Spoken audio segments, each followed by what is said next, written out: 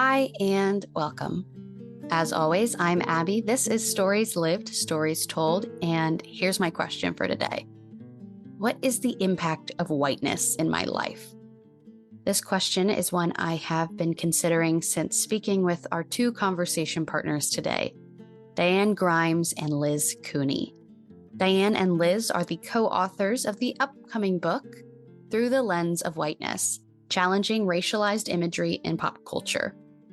In this book and in much of their other work, they consider the ways that we make meaning around race and how that meaning is reinforced in the media we consume.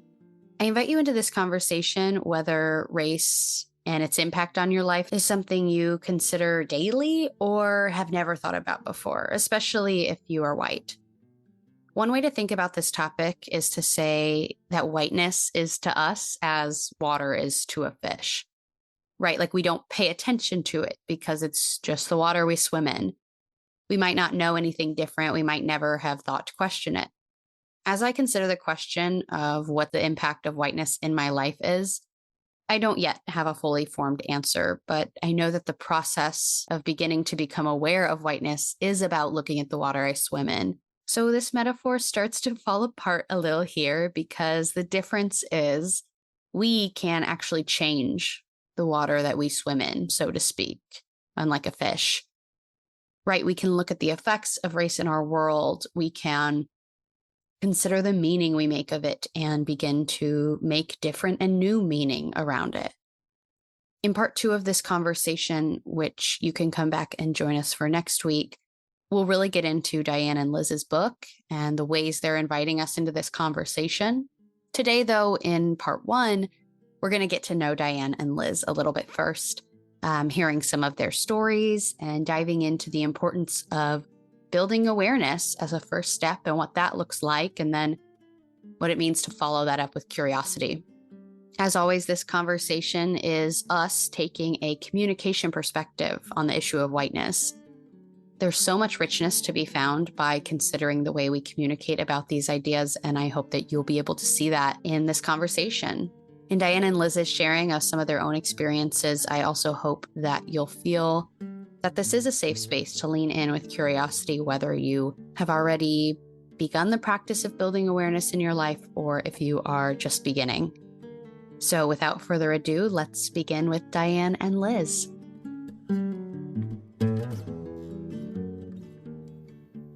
Hi, Liz and Diane. Thank you so much for joining me for this conversation today. Hey. Thanks for having us. We're excited to be here.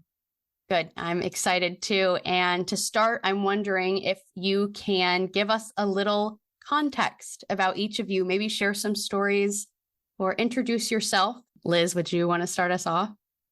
Sure. So my name is Liz Cooney, and I hail from Iowa, Des Moines, Iowa, which a lot of people refer to as flyover country, but I think it's a pretty great place to be. It's home for me. And my story, I guess one of my stories, is that I grew up in a family full of journalists. And so your podcast, the topic of stories and the stories that we tell and everything like that, I can really relate to, because I think I was surrounded by people who are storytellers, who wanted to know the truth, who are curious about how people live their lives and the interesting things people do and are passionate about. I did not grow up to be a journalist, although I feel like I'm journalist adjacent because I have 2 degrees in communication.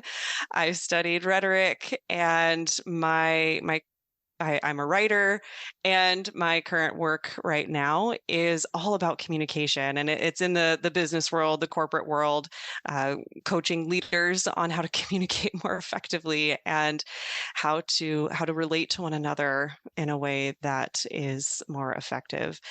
So I'm really thrilled to be here. I'm excited to talk with you and Diane about our project and just dig into some of the stories that Diane and I looked at in the process of writing this book. So that's a little bit about me. Perfect. That's a great start. Diane, what's some of your stories? Well, So one of my stories is I lived up north for the first 9 years of my life. So I was born in Rhode Island, and then we were in Wisconsin and Minnesota. And then I moved to Kentucky. And I remember thinking as a 9-year-old, they don't know that the Civil War is over here because there were so many Confederate flags everywhere. And I was just kind of like, wow, this is really different. So I feel like for me, I felt like an outsider in some ways in various situations. So our family was Unitarian Universalist, and that was not really understood in Kentucky. So I would always kind of just keep it quiet, and I didn't really talk about my my church life or whatever. And related to that, my partner is African American, so there's sort of that layer of the story where, you have to decide whether and what to say about it. So, for example, as a professor, when you're talking about race, and I teach a class in critical whiteness studies and a class on diversity. So, you have to decide what you're going to say, if anything, and how you're going to talk about those kind of background stories, which of course are very important and inform all the things that we're talking about today, and how you go about teaching a class like that. And so that kind of insider outsider dynamic has been something that's kind of been important for me over the years. Yeah, absolutely. And you teach at Syracuse now? Yeah, in the Department of Communication and Rhetorical Studies. Yeah. Well, I know, we want to talk about the better social world and get more into depth in this book, but maybe to start, you could share a little bit about where the idea for this book came from and the collaboration between you two, and give a little bit of an introduction to what it is for people who don't know yet, since it will be coming out shortly, but is not out yet. So this is something that I've been interested in for many years. My training is not in like visual culture or any of those kind of aspects. My training is actually in critical organizational communication. But this was something that I've been interested in for a long time. So I actually wrote in graduate school. I was taking I think it was a philosophy class, but I got really off and interested into these Planned Parenthood ads that I had seen in the school newspaper. And my professor was kind enough. He was like, yeah, you want to write about that? Just, knock yourself out. So this was like a visual analysis of these ads and, sort of how racial ideas were playing out in the ads. And so this has been something I've been interested in for a pretty long time. But the particulars of the book, I think, came about because I was in I'm not exactly sure what it was. It was some kind of whiteness awareness group. It was like a 6-week course or something like that, or a series of workshops, something like that. And so I was kind of on the edge of it because, I do have like a pretty big background in looking in, working with whiteness stuff and thinking about whiteness. So it was one of the things that came out of it was, it would be really nice for the people who are in this kind of group. So they've started thinking about whiteness issues, but they're not too far down the path. And so what would be some very concrete and sort of practical things that they could look at and think about that would, get them a few steps further on their journey. And so I was thinking about that. And then I was thinking about some of this visual stuff. So I have like several papers that looked at various aspects of visual culture. And then I was thinking about Liz because she was graduating out of our master's program. And I knew that she had done work on the Peace Corps and like the white savior complex and all this stuff that was looking at Instagram posts that were visual. Mm-hmm. So I just literally just emailed her and was like, hey, this is a crazy idea. Do you want to meet and, talk about this and see if we want to put together a book? Because we seem like we already have some chapters. Yeah. That's how it started. And Liz, probably you want to say a little bit more about it. Yeah, absolutely. So just to take off from there, I think, Diane and I hadn't worked together professionally. So even in the master's program, I didn't study with Diane or anything, but we had connected in the hallway, and I knew that she taught around mindfulness and communication and whiteness. And so we would just chat in the building about some of these topics that I was curious about and studying, and she had been working on as well. For me, this work comes from, again, a personal lens. I think that's true for many of us when it comes to race and our journey with trying to understand our history and the complexities of how we are trying to do anti-racist work and unravel a lot of the harm that's been done in our own lives, but how to not perpetuate that going forward. And I studied, as Diane said, a lot of the visual images on social media. And when she approached me to do this collaborative project, it seemed like a no-brainer because of the work that she had done as well. And this was back in 2019. And I want to point that out because Yes. we have worked on this for over 4 years and naively thought that, oh, we'll crank this out in 6 months and have this published within a year, right? Yeah. And I will say we worked very quickly. Every day, especially that first year, we were just so gung-ho and had no idea what was about to hit our society in 2020, both with the pandemic, but also with George Floyd's murder and the absolute rupture in especially white people. Even though Black Lives Matter had been around since 2013, it was almost like people were hearing about it for the first time. Yeah. And we watched closely. We kept writing. We kept pushing out drafts and manuscripts, getting reviews done, finding a publisher, because we knew that this work was so important and relevant. And even though it's 4 years later, it's just as relevant and needed. And there's always images being created and produced. And I know we're going to get into that here in just a moment, but I think this collaboration just makes a lot of sense. Diane and I work really well together. We have different strengths when it comes to the writing process and the storytelling process, and we each have very different backgrounds. And so I think we do bring an interesting perspective because of that. Different generations, different lived experiences, and different examples that we brought forward throughout and continue. I just sent her another image yesterday that I came across during work, and I was like, look at this. It's all white. Like what is happening? And you don't unsee these things once you notice them. Well, I think that's definitely a helpful place to start.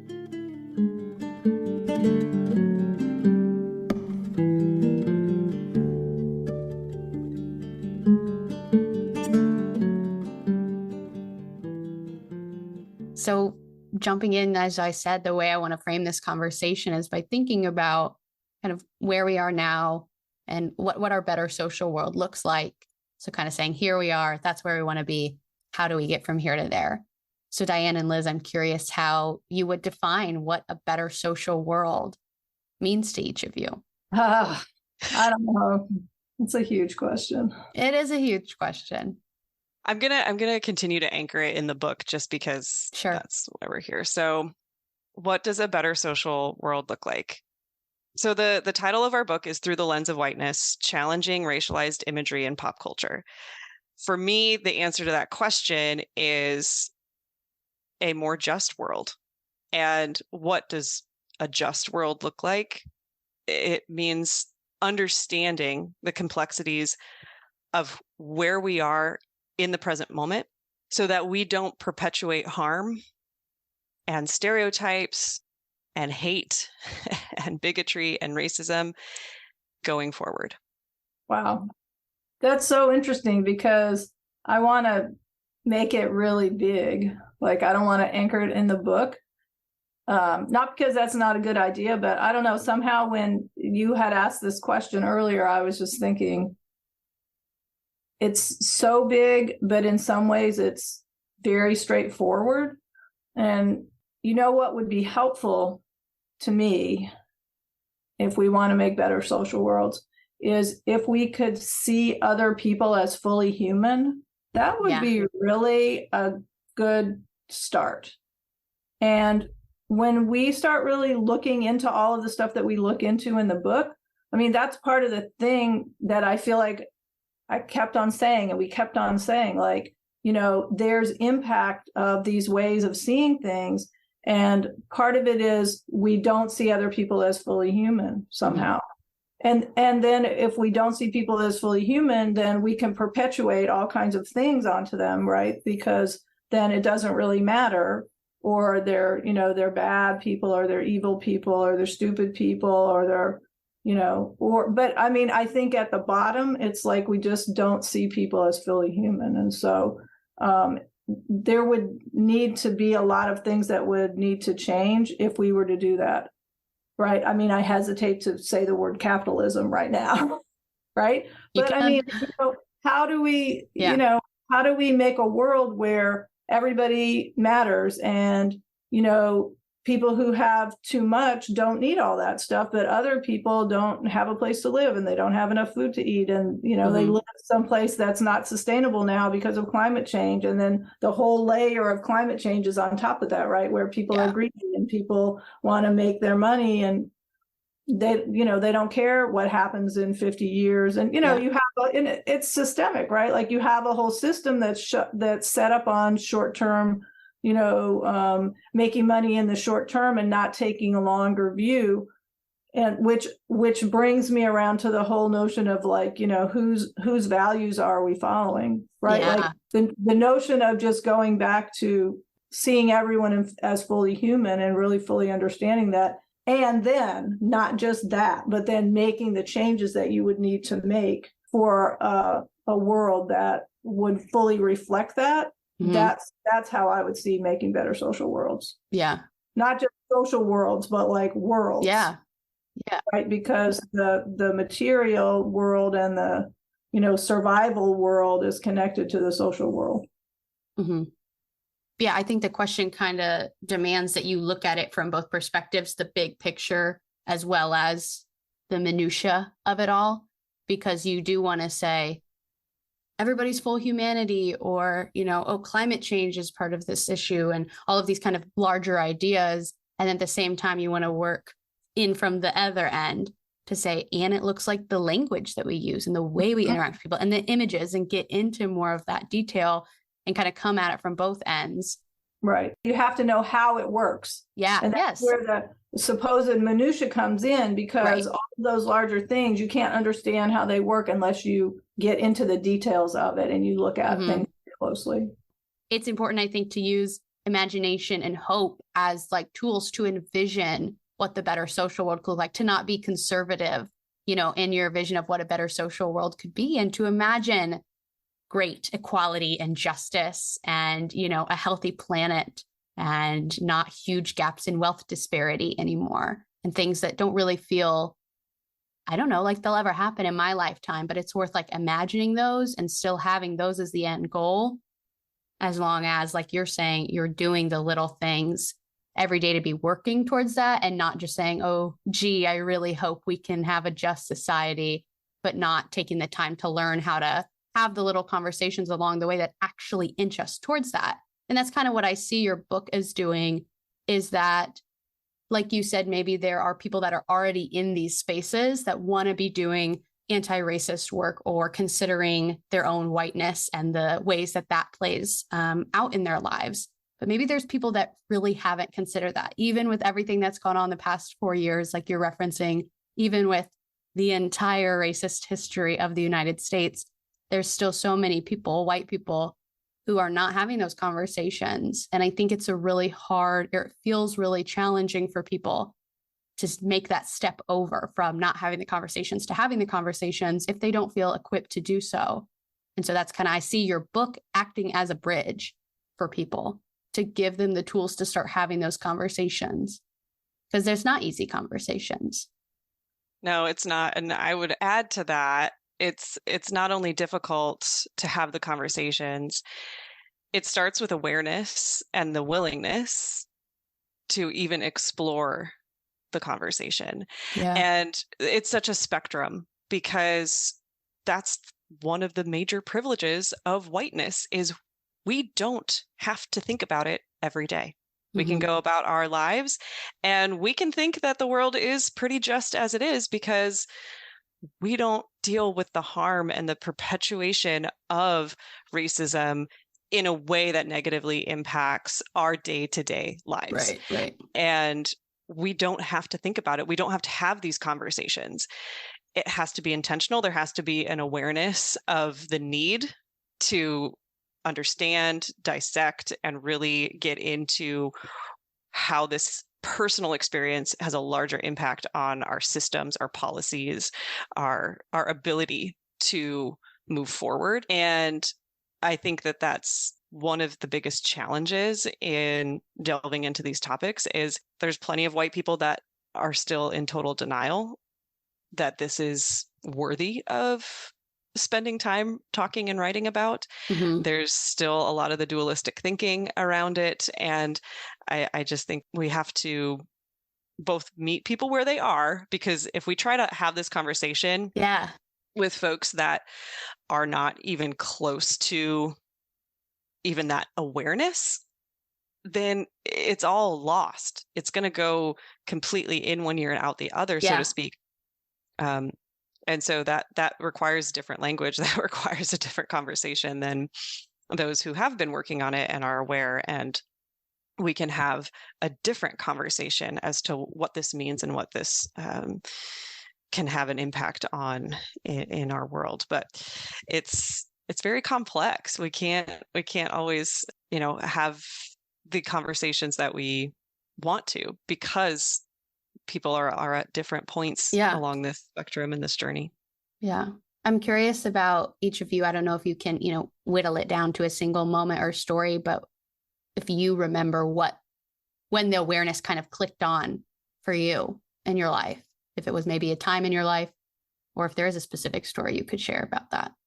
Well, I would say there's many stories and there's many click points, right? Because it's a long learning curve. Mm-hmm. But, I was going to say, for me, I think when I started in graduate school to understand the social construction of reality, mm-hmm. then I was kind of like, my brain was exploding, because I didn't, before that, I just sort of thought, well, there's just reality, and, it's just one thing, and maybe some people have it wrong, and, but in general, it's just one thing. And so to understand that, we create our own realities out of our assumptions, like that changed everything for me. Mm-hmm. Also, from a justice perspective, right? Because it's like, okay, if we made this world, then we can change this world.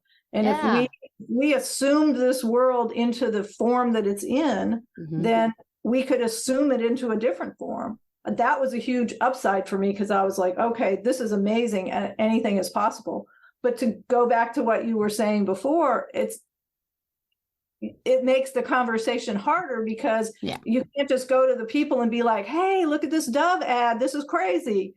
Because then you have to be like, okay, but the reason it's crazy is because, here's the details of this particular, ad and this particular story. And here we think what's harmful and, why it's problematic, blah, blah, blah. But you also want to be like, okay, but because reality is socially constructed, da, da, da, da, da, right? Yeah. And so when you teach a 15, 14-week class on critical whiteness studies, you feel like you have time to lay all that out. But when you're talking to the people at the park who are looking at the monument and, hugging the Indian statue in a disrespectful way, and you try to say something, right? Like, you can't really pack all of that into a short conversation. And so that's what makes it difficult.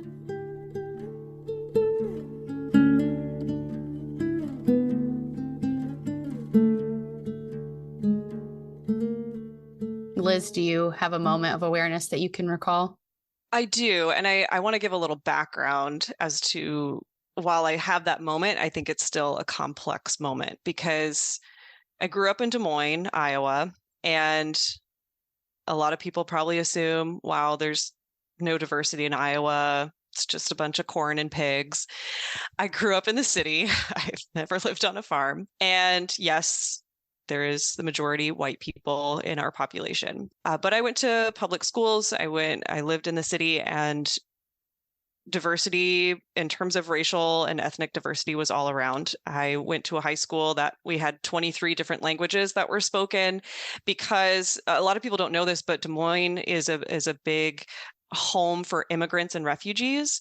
And this has been part of our history for the last 30 or 40 years with our former Governor Ray, who really tried to create a safe space for immigrants and refugees. And so I was exposed from elementary school on to folks from different backgrounds and different cultures and different races. And so I had friends who were Bosnian and who were from Sudan and from Mexico and who were Black. I mean, I had that exposure early on, and it was integrated into not just my schooling, but my social life as well. I grew up as a Girl Scout, and one of the things I distinctly remember was some of the activities we did around learning about other cultures and experiencing food and dress and music in a very intentional way, and bringing in guest speakers to learn about that. I was privileged to go on a foreign exchange program in 7th grade to our sister city, Kofu, Japan. And that exposed me to more cultures and difference. And so I was raised, I think, with a lens of curiosity around difference. Yeah. And at the same time, I still was centering whiteness in everything that I did unknowingly, and I had that lens, of course. And it wasn't until after college that I had this shift in awareness, because I think I had a pretty typical upbringing when it comes to white privilege and not having to talk about race. And even with exposure and diversity and having this community around me with school and church and scouts and all of that, it was pretty stereotypical white. And I think when I went into the Peace Corps, it was, of course, with great intentions. It was to make the world a better place. I won't go into all of the details around my experience there, but it didn't take me very long to realize something is wrong here. Something is wrong with the approach to what I have set off to, endeavor or to accomplish. And I didn't have the language around it. Mm-hmm. So to Diane's point, we do create our worlds, right? And we do that through language. We do that through the stories that we tell each other and the stories that we tell ourselves. Oh, yeah. I left the Peace Corps early because this rupture for me as to what was going on, why I went there in the first place. I served in Rwanda. Mm-hmm. Give you some context around that. It just became increasingly unsettling to me that I thought I could go into a country that I had 3 months of training in the language on, was learning the culture as I was living in it and the values and the norms. And I was fresh out of college. I did not have many actual skills, practical or professional, to be there. And so without getting into the issues that I have around international development to begin with, I left there without the language to describe why I was so unsettled, and my choices of being there were causing this change in me. And it wasn't until I went back to school about 8 years after that experience and was studying at Syracuse and was able to really explore the depths of what transpired for me. And I had come across the term white savior mm-hmm. when I came back from the Peace Corps. And so that started to make sense for me. I was like, oh, yeah. Okay. And then I started to notice how much white saviorism is part of our culture. Mm-hmm. And it's really looked at as a positive thing in our movies and our stories. And it wasn't questioned. And this was back in, 2010, 2011. Like, there just wasn't that conversation around these. It was still being produced. I mean, it still is today, but that started to make me realize, okay, it is my whiteness that allowed me to go into that space. It's my whiteness that allowed me to think I, as one individual, can show up and think that I'm capable of making a change in somebody's life, whether or not they asked for it, whether or not they wanted me there, whether or not they had a desire to pursue Western development goals, didn't matter, right? It was all about me and my journey to not only go over there and do the work, but be perceived by others as doing this work. And so that got into the images and how I was drawn to that work through the way Peace Corps marketed things. This was back, there wasn't a ton of social media. Instagram didn't exist back then, but we had a recruiter come to my college and they had a big PowerPoint presentation with glossy slides with all these people who looked like me, and they were serving and giving back and traveling the world. And I mean, who wouldn't find that appealing, right? And so when I got to Syracuse, it was this combination of my lived experience, the term white savior, and then understanding this theory of critical whiteness and critical race, and how we can examine those experiences and we can do better, and we can understand how we got to where we are. And for me personally, it was an unraveling of how that transpired for me, and then what that means going forward, how to not continue that. So that's a really long-winded answer to your question. It's but I just think, these topics are complex. There's not just one moment. There's not one particular thing that really defines this about our journey. It is the connection of those moments that builds and continues to give us insight into our own stories.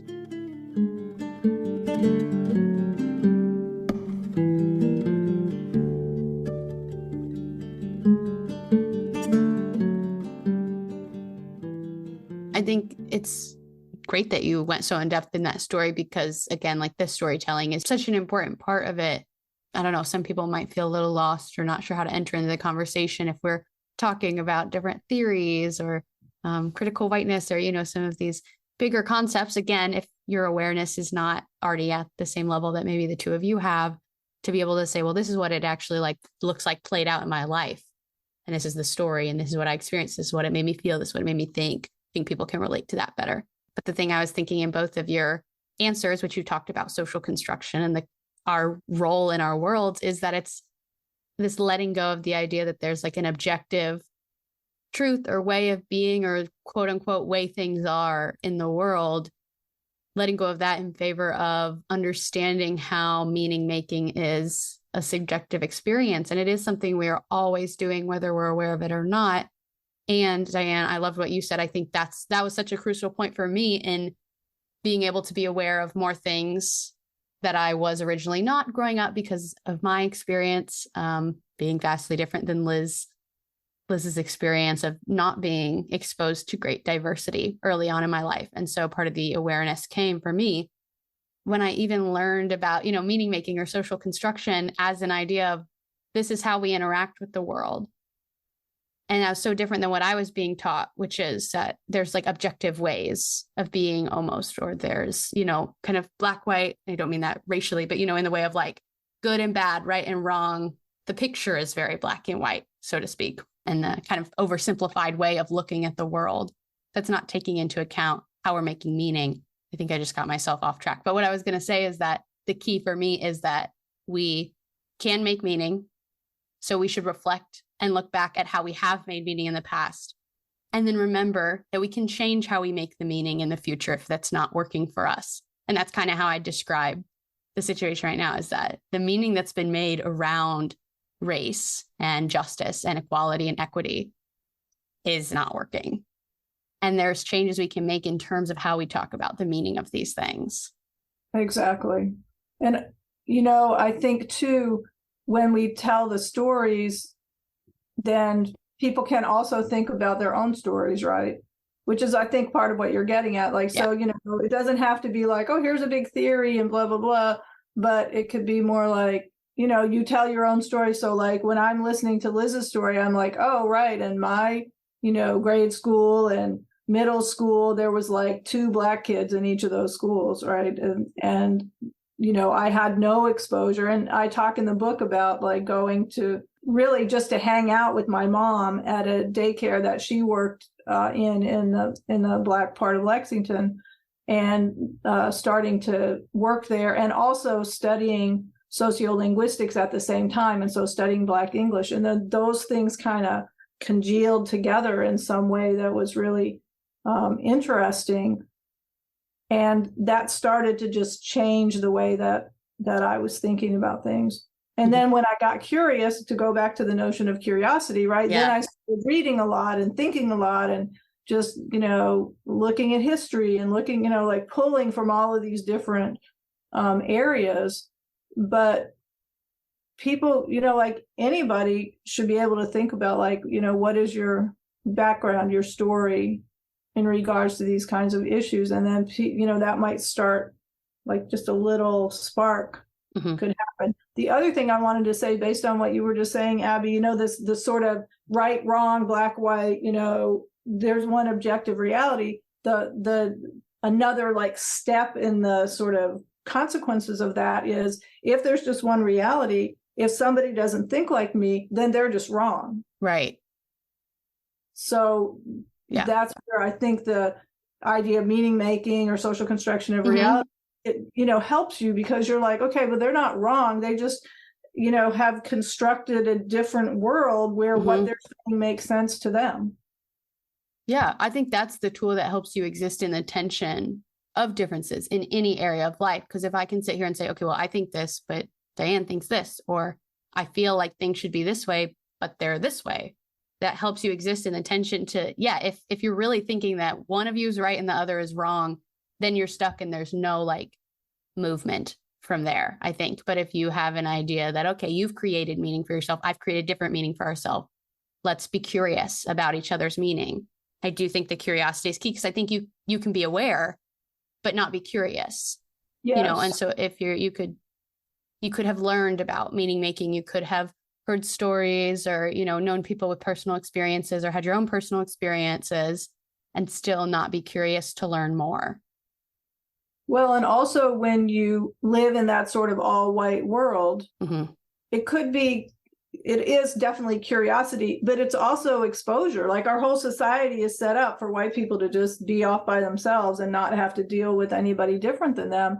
And I definitely remember having the spark of insight, thinking about my goddaughter, who's African American. And I can't remember why. It was, maybe she was like trying to buy like some expensive shoes when she didn't have any money for her little daughter, who was just a baby. And I was like, that's so stupid. Why are you buying like Nikes for a 1-year-old or whatever it was?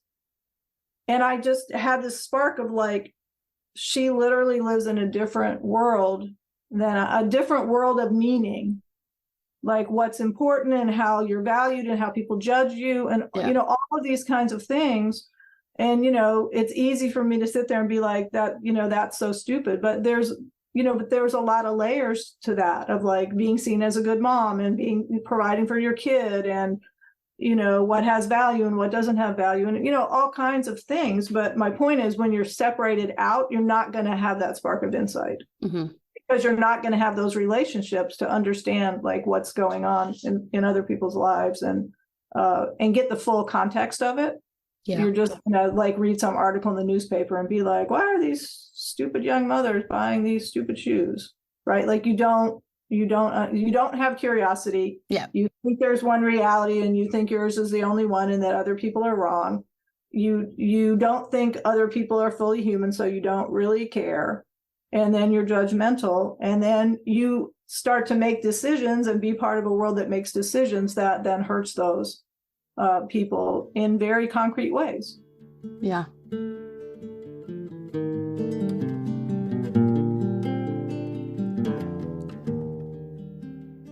Okay, that is all for part 1 of our conversation with Liz and Diane, but join us back here next week for part 2. We will talk more about their book and explore some of the examples they use, which I think is really helpful. Their book comes out October 31st, and you can find it with the link in the description.